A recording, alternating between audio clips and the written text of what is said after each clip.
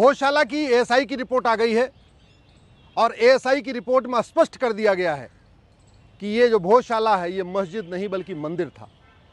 इसको हम लोग पिछले कई वर्षों से कह रहे हैं। एएसआई की टीम को धन्यवाद दूंगा जिन्होंने 3 महीने से ज़्यादा इस पे अथक प्रयास करके सारे एविडेंस इकट्ठे किए हैं, लेकिन इससे एक बहुत बड़ा खतरा सामने आ रहा है। एएसआई की रिपोर्ट में यह बताया गया है कि जो 188 स्तंभ मिले हैं, उन स्तंभों के ऊपर जो कलाकृतियां उकेरी गई थी, उन कलाकृतियों को डिस्टॉर्ट किया गया है और कुछ एक जगह तो बाकायदा छेनी हथौड़े का उपयोग किया गया। एएसआई की रिपोर्ट में यह भी कहा गया है कि जहां स्वास्तिक का निशान था, जहां ओम का निशान था, जहां हाथी बना हुआ था, जहां पे घोड़ा बना हुआ था, उनको डिस्टॉर्ट किया गया है, उनको तोड़ने का प्रयास किया गया, उनको मिटाने का प्रयास किया गया। एएसआई की रिपोर्ट में कहा गया है ब्रह्मा जी की मूर्ति है, गणेश जी की मूर्ति है और जो देवी देवताओं की मूर्तियां जहां जहां बनी हुई थी उनको भी डिस्टॉर्ट करने का प्रयास किया गया है। ये बात मैं पहले भी कई बार कह चुका, आज फिर से कह रहा हूं।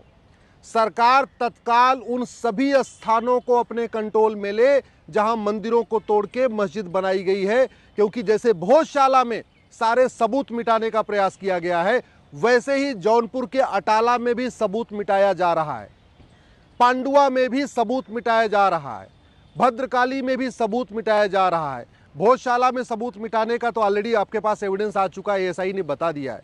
ज्ञानवापी में भी सबूत मिटाने का प्रयास हुआ, इसके पहले अयोध्या में भी सबूत मिटाने का प्रयास हुआ था। तो भारत में जहां जहां मंदिरों को तोड़ के मस्जिद बनाई गई है, अब वहां के लोग जो वहां जिनका कब्जा अवैध, उनको लगता है कल को एएसआई की जांच हो जाएगी, मामला कोर्ट में जाएगा, तो एक काम करो, सबसे पहले इनके एविडेंस मिटा दो। वहां पे लगातार या तो व्हाइट वॉश किया जा रहा है, पत्थरों को तोड़ा जा रहा है, जो देवी देवताओं की मूर्तियां उनको हटाया जा रहा है, जो ओम के निशान होते हैं, स्वास्तिक के निशान होते हैं और जो हिंदू संस्कृति में और जितने भी निशान होते हैं सबको डिस्ट्रॉय किया जा रहा है, ख़त्म किया जा रहा है। इसलिए तत्काल, चाहे वो जौनपुर का अटाला है या भद्रकाली है, भोजशाला है या भारत में ऐसे जितने भी स्थान हैं, उनको तत्काल सरकार अपने संरक्षण में ले ले और वहाँ से जो नमाज वगैरह चल रही है उसको बंद करने की ज़रूरत है। दूसरा, अंग्रेजी जो क्रिमिनल लॉ थे वो ख़त्म हो गए, तो अब जो क्रिमिनल केस है वो तो जल्दी जल्दी सुनवाई पे आएंगे, लेकिन सिविल केस यानी ज़मीन का केस या इस तरीके से जो मंदिर का विवाद है, मठ का विवाद है, इसमें कोई जल्दीबाजी नहीं होगी। क्यों? क्योंकि सिविल प्रोसीजर कोड 1908 वाला आज भी चल रहा है।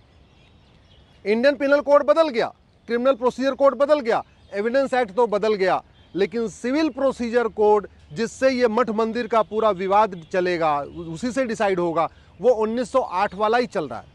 इसलिए मेरा सरकार से ये भी निवेदन है, तत्काल 1908 का सिविल प्रोसीजर कोड भी बदलें, उसमें भी इलेक्ट्रॉनिक एविडेंस को शामिल करें। और इससे भी ज़्यादा ज़रूरी है कि झूठी गवाही और झूठे हलफनामा को गंभीर अपराध घोषित करें।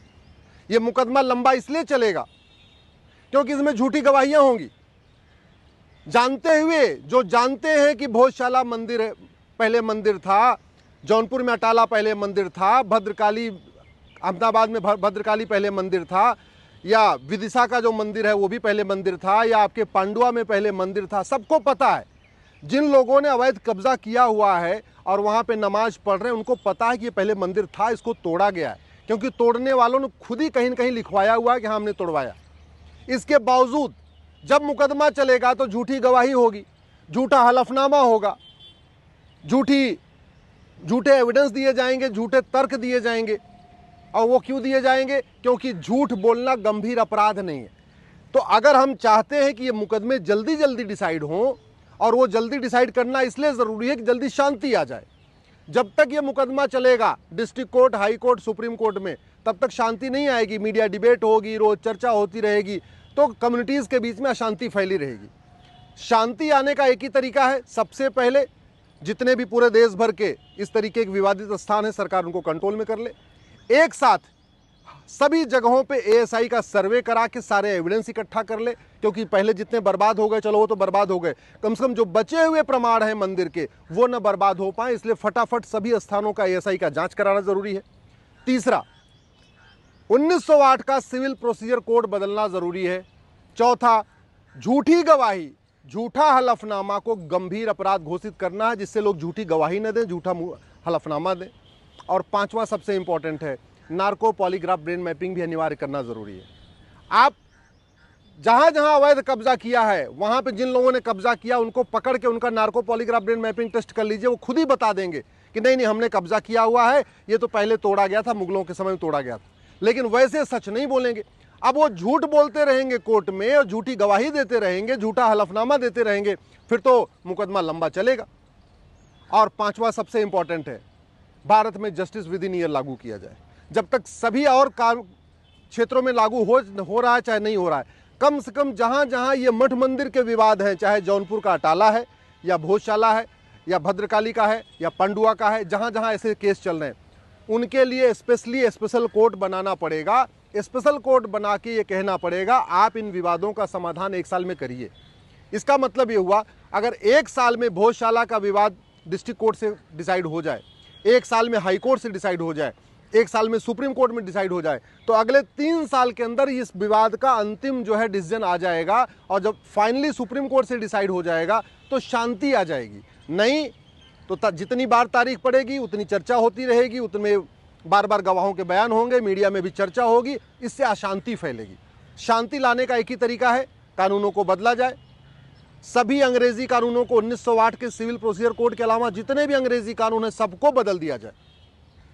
नार्को पॉलीग्राफ ब्रेन मैपिंग अनिवार्य कर दिया जाए, झूठ को गंभीर अपराध घोषित कर दिया जाए और स्पेशल कोर्ट बना के सारे मुकदमों का फैसला 1 साल में कराया जाए। जिससे कि, क्योंकि मुकदमा ऐसा नहीं कि भोजशाला का जो मुकदमा है वो केवल डिस्ट्रिक्ट कोर्ट से धार से खत्म हो जाएगा, नहीं, उसके बाद अपील होगी, इंदौर हाई कोर्ट जाएगा, फिर अपील होगी, सुप्रीम कोर्ट आएगा, और कई बार तो ऐसा भी होगा कि हाई कोर्ट जाएगा, हाई कोर्ट फिर डिस्ट्रिक्ट कोर्ट कह देगा आप फिर एक ये विषय छूट गया, इसको भी डिस्ट्रिक्ट कोर्ट में डिस्ट्रिक्ट कोर्ट फिर से डिसाइड करे, वहाँ से डिसाइड होगा, फिर अपील आई हाई कोर्ट आएगी, हाई कोर्ट कहेगा अच्छा ये वाला मैटर छूट गया, अब इसको भी डिसाइड कर दे। तो मेरा ये कहना है कि जितने भी सवाल हैं वो सारे फ्रेम हो जाएं और एक ही बार में डिस्ट्रिक्ट कोर्ट उनको डिसाइड कर दे।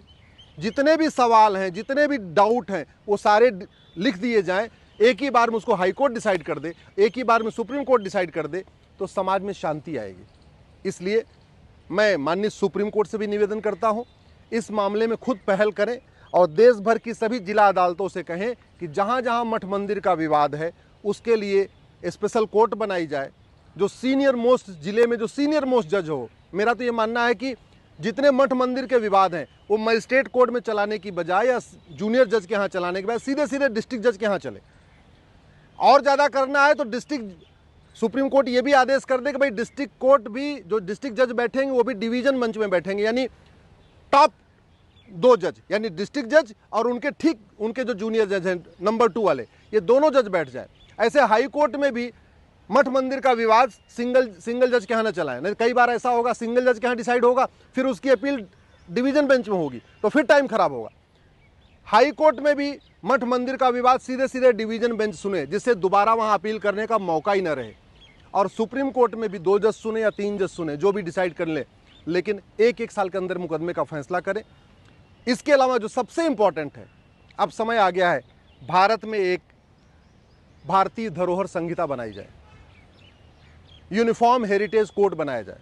कॉन्स्टिट्यूशन के लिखा भी, डायरेक्टिव प्रिंसिपल में लिखा भी है कि जितनी हमारी हेरिटेज हैं, जो हमारी धरोहरें हैं, उनको संरक्षित करना, उनको प्रोटेक्ट करना ये सरकार की ड्यूटी है। दुर्भाग्यवश उस पर कभी न तो संसद में चर्चा होती है न सुप्रीम कोर्ट में चर्चा होती है। जो हमारे ये भोजशाला है, जो हमारा अटाला है, जो हमारा भद्रकाली है, या हमारा ज्ञानवापी है या पांडुआ है, ये हमारी सांस्कृतिक धरोहर है, ये हमारी धार्मिक धरोहर है, ये हमारी ऐतिहासिक धरोहर है। इन धरोहरों को संरक्षित करना सरकार की ड्यूटी है, लेकिन वो पूरे देश में अलग अलग सरकारें हैं, तो उसका समाधान एक ही है कि एक भारतीय धरोहर संहिता बनाई जाए, तब विवादों का समाधान जल्दी जल्दी होगा। भारतीय धरोहर संहिता हो, जस्टिस विद इन ईयर हो, झूठ गंभीर अपराध हो, हर जिले में स्पेशल कोर्ट बने, हाई कोर्ट में भी स्पेशल कोर्ट बने, 1 साल के अंदर डिसाइड हो, यही अस्थायी समाधान है। नहीं तो 50-50 साल चलेगा। पहले भोजशाला का मुकदमा 10-20 साल चलेगा, फिर ज्ञानवापी का 10-20 साल चलेगा, फिर पता चला कि भद्रकाली का चलेगा, फिर पांडुआ का चलेगा, फिर अटाला का चलेगा, तो मुकदमे कभी खत्म नहीं होंगे। एक साथ इसी वर्ष सभी मुकदमे शुरू कर दिए जाए, एक साथ इसी वर्ष सभी जगह की जांच, एएसआई की जांच करा लिया जाए, कार्बन डेटिंग करा लिया जाए, सारे एविडेंस इकट्ठे कर लिए जाए, और जब तक मुकदमा डिसाइड नहीं हो जाता है तब तक वहाँ पे दोनों पक्षों में किसी को भी वहाँ जाने की अनुमति न दिया जाए। पूरी तरीके से वहाँ पे सरकार कंट्रोल कर ले।